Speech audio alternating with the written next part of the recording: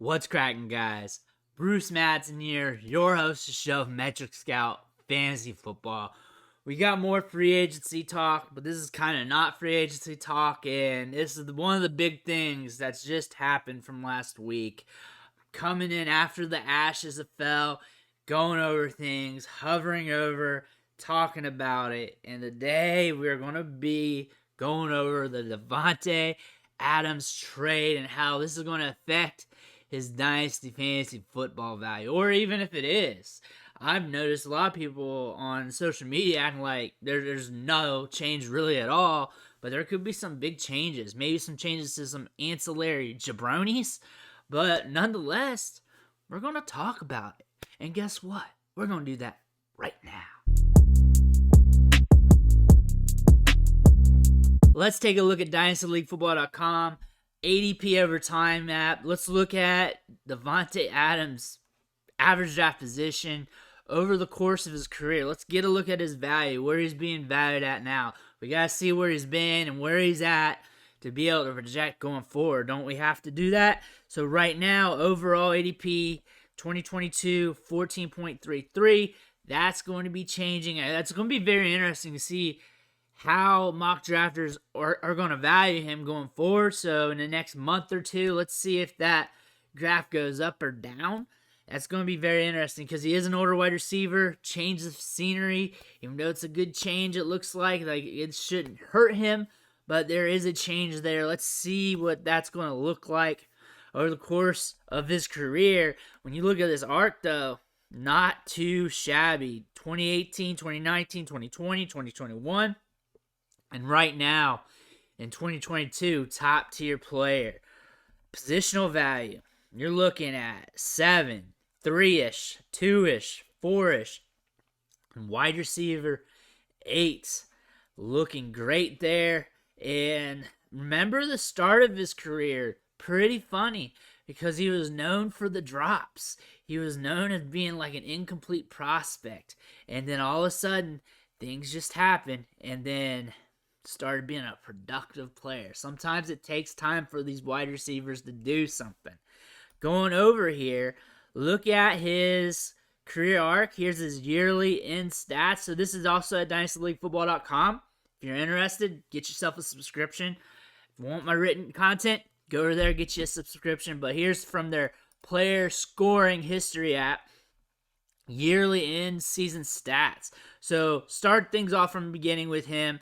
2014, 2015, he's getting you about 100 fantasy points each year. Things went nuts in 2016, 246 PPR fantasy points. 2017, 222. Rose up in 2018 with 327. 2019, 212. 360 in 2020. 344 in 2021. Positional finishes here. So as a rookie, he was wide receiver 75. Second year, wide receiver 68. This was the time of the drops. Everybody was scared of him. A lot of people were selling him on the low back then.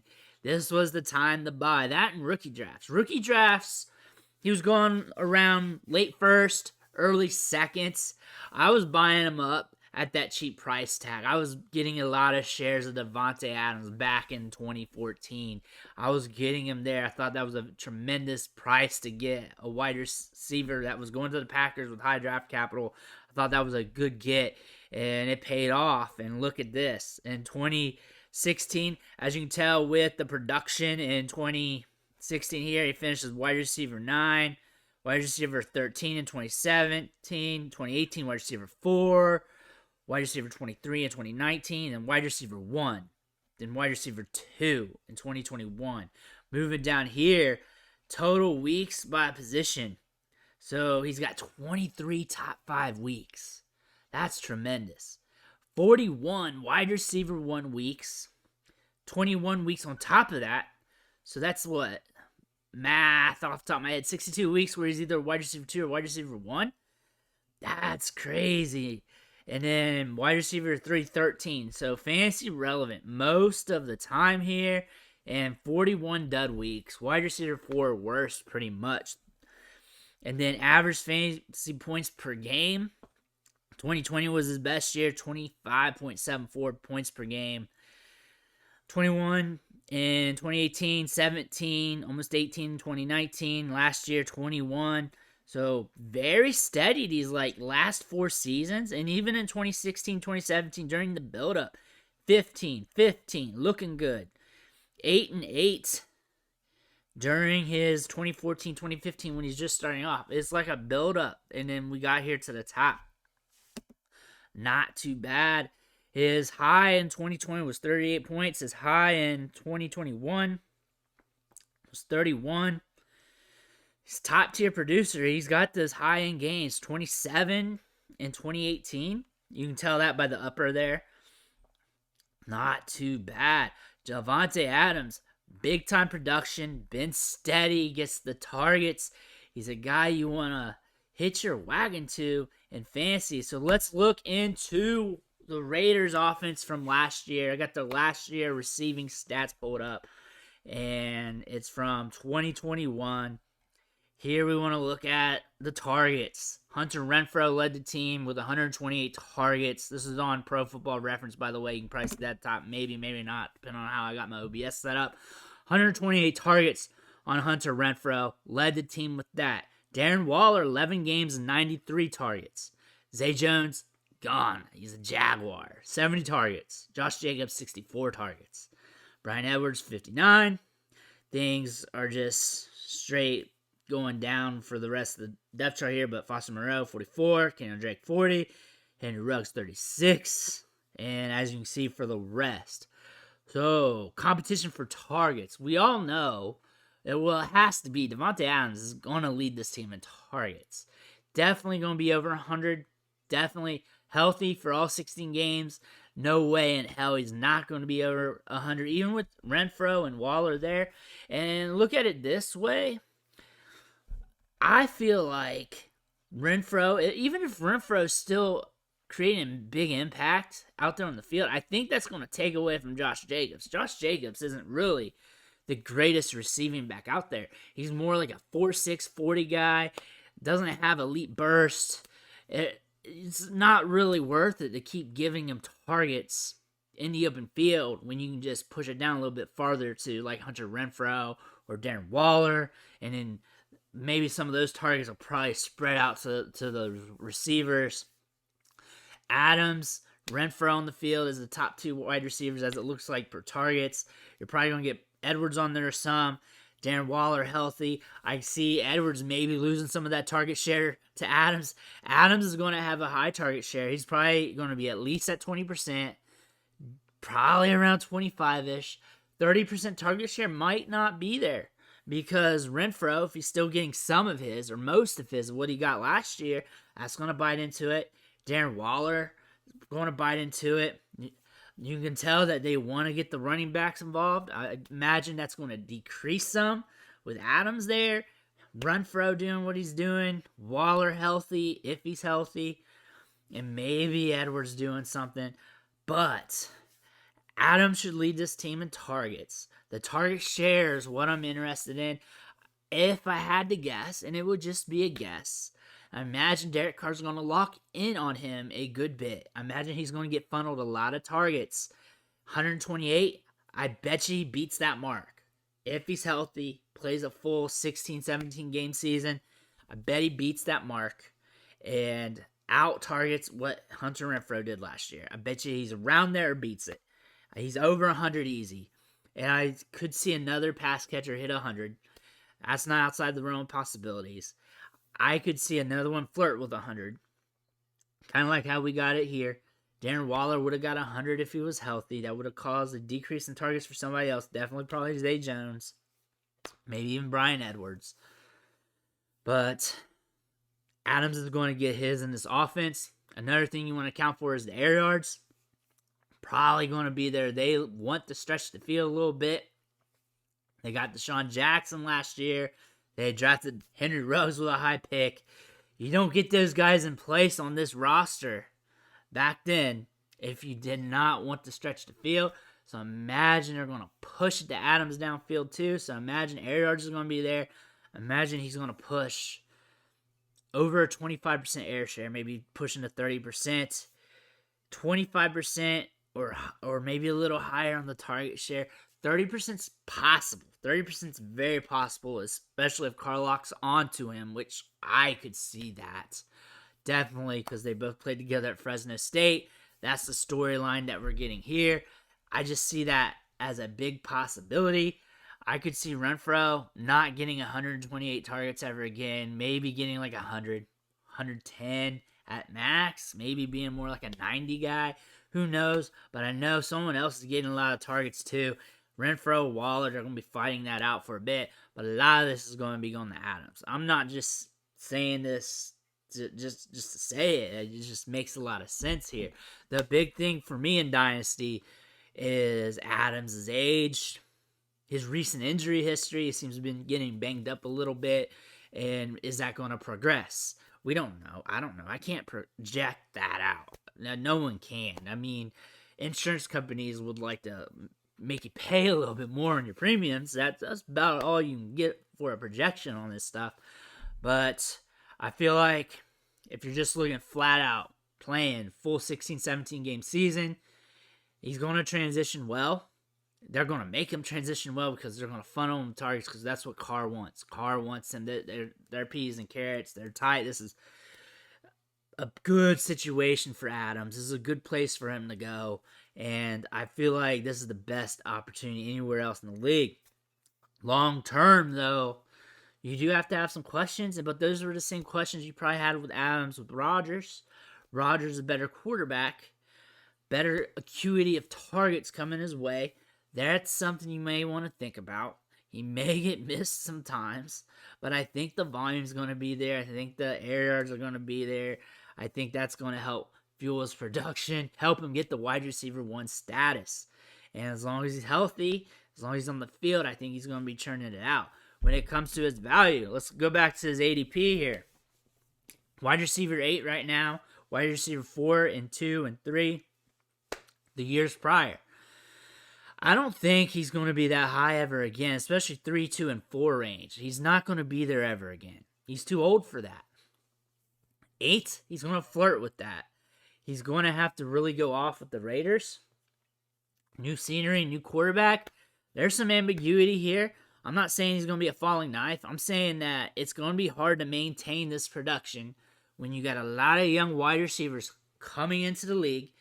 And these young guys, there's always a couple of them that do their thing and they get a bump up in value, and that dilutes some of the older guys. That's just what we see every year, and I guarantee you, I can't guarantee you, but I can tell you that there's a good chance that 1 or 2 of the wide receivers from this class is going to put their mark into the NFL this season. 1 or 2 of them are going to do it. And it doesn't mean they go off for over 1,000 yards, 1,500 yards, or pull Jamar Chase. It just means they have a few good games, they make a few good plays, make something happen. Next thing you know, they're flirting with a first-round startup pick, or they're a first-round startup pick. They just have to do something like what Jalen Waddle did this year. I mean, there's a lot of candidates that could do that. Jalen Waddle, if you look at the KTC, Keep Trade Cut site, he's like wide receiver 4 right now. He's ahead of A.J. Brown. And we could see that with any of the wide receivers, especially those projected in the first round. We got some sneaky guys who could go in the second round that could produce. So there could be some shifts here in value, but it doesn't mean that Adams would be a bad asset to get in fantasy. I see the target still being there. I still see him being a very valuable piece in overall fantasy. I feel him being still pretty safe. Upside's hard to hit. Upside's a thing that you're not always going to get. Is he a buy, sell, or trade? I think he's a guy to just test the market on. I think he's a guy you just test the market on because he's going to be different in leagues. Different managers are going to have different feelings. Not everybody likes Derek Carr. Not everybody likes what the Raiders are doing. Not everybody likes flirting with a wide receiver at the age of Davante Adams. Not everybody likes that. Some guys want to pay for a guy like Davante Adams because he's safe, steady, high-end producer, not worried about it. You're going to get a lot of different feelings. And my job here is not really to tell you what to do, but it is to tell you what to do. And my thing is same. It's fundamentals here. Change of value. There could be a change of value here. May not. You got to test it by putting in offers. If you want them, put in an offer. See if you can get them. How much? Shoot. It's going to cost you. It's going to cost you about the same. You're probably going to have to pay high-end startup value for him. I would see if I can get him for a reduced cost. Again, we want to stretch these other managers. We're not trying to pay up for these players. We're trying to see if we can sneak a guy away. That's the goal here. Our goal here is not to say, hey, this is what he's worth. Our goal here is saying, how low can we go? We're playing limbo here. Okay, so what I'm thinking here, I don't want to move my picks, though. I don't want to move my 2023 firsts. But if you want to move these guys, I imagine it's going to be this year's first and next year's first to get them. Like, I'm not giving him away for first. I'm not giving him away just for that. I'm just not doing it. So, I don't want to get rid of my 2023 first. I feel like that's a very good draft class to keep, to target. I like the running backs in that class. It's deep, and it should remain deep even if there's injuries or guys that decide to stay for their senior season. I would go first, and then I would look at your roster, your 2022 first, and then I would look at your roster and look for players that you just don't want who have value that you can add to it. More than likely, you're not getting a deal done because, again, we're playing limbo with these guys. We're just seeing how low can we go to make the deal happen. So look for a veteran or two that has some value to make the deal done, or a player that you're skeptical on. The other manager may not be. Look at his roster. Look for holes. Does he need a running back? Does he need another wide receiver to fill that void on top of that pick? What does he need, or she, or whoever, to fill this goal, to make their team better, or perceive that they're making their team better? Perceptive value also. Is a rookie on your team or a younger player on your team you're not feeling. It's also off what you're feeling with your roster, what you're feeling with your players. You can come at me with trades all day, but all in all, it is really your team, and I'm just here with suggestions. Selling him right now, I want to sell him at the peak. I want to sell him at his high-end value. I'm not giving no discounts. I'm not tremendously worried, and I'm not selling him at a discount unless he proves that he needs to be sold at a discount. I want to sell him at high-end market value, and if that means I don't get any trades done, that means I don't get any trades done. But if you're coming to me with an offer, you better come at me right with something to pay for, and I'm going to stretch you and hold you to a barrel. If you're into the Raiders, you're into this fit, you feel like he's going to have a few years left, or you feel like this is going to extend his career a little bit, you're going to pay up for that. And I'm not going to give him away. That is my initial feeling. I feel like wide receiver 8, I feel like that's attainable, but I feel like that's a hard number to hit, so I'm not going to be discouraged if he's wide receiver 12, 13-ish this time next year, or even like 15, 16. I'm not going to be discouraged on that. As long as he's giving me production, I'm going to be happy.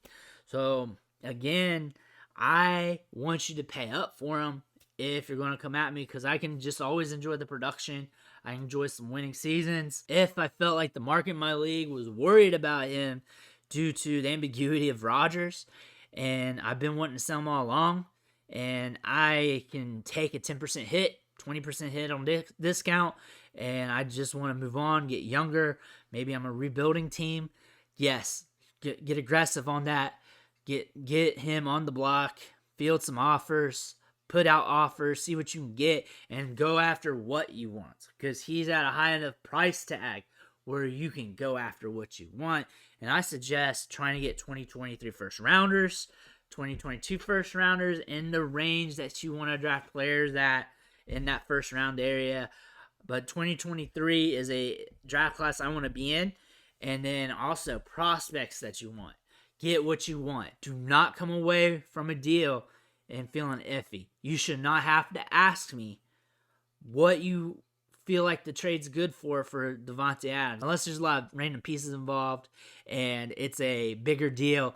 But if it's like a 1-for-1 or Davante Adams versus all these pieces, it should be there and you should be happy. And if you're not happy, that's a sign that you need to walk away or keep negotiating. If it doesn't happen, it doesn't happen. You just enjoy the production.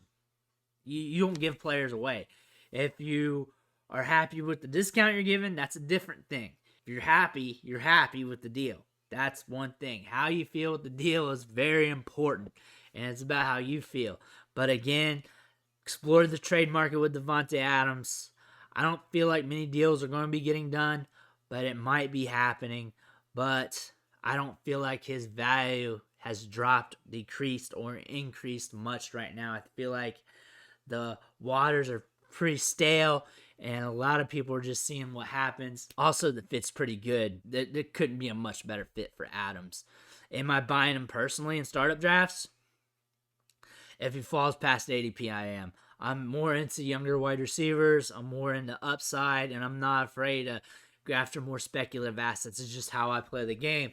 Think about how you play the game, how you like your rosters built, and everything else when it comes to trade negotiations too. Don't be taking on pieces that you're not in love with. It's all about what you want. Trading is all about what you want, all about values and how you feel about the deal. But that's all I got for you today. Make sure you hit that subscribe button on the way out. Every subscription matters. It fuels me to keep helping you out with your fantasy teams, your dynasty teams, and everything else. Giving you trade negotiation tactics. We're going over trade philosophies a lot when talking about these free agency players, these trades and everything. Because again, that what drives the value. You just can't say this guy's a buy, this guy's a sell. There's just a lot of context involved in Dynasty. And if I can just deliver a little bit extra to give you ideas, help you remain active in your leagues, that's overall best. Again, hit that subscribe button because I got more videos coming at you, and we're non-stop on this channel. But again, I want to thank you, and I'll catch you next time.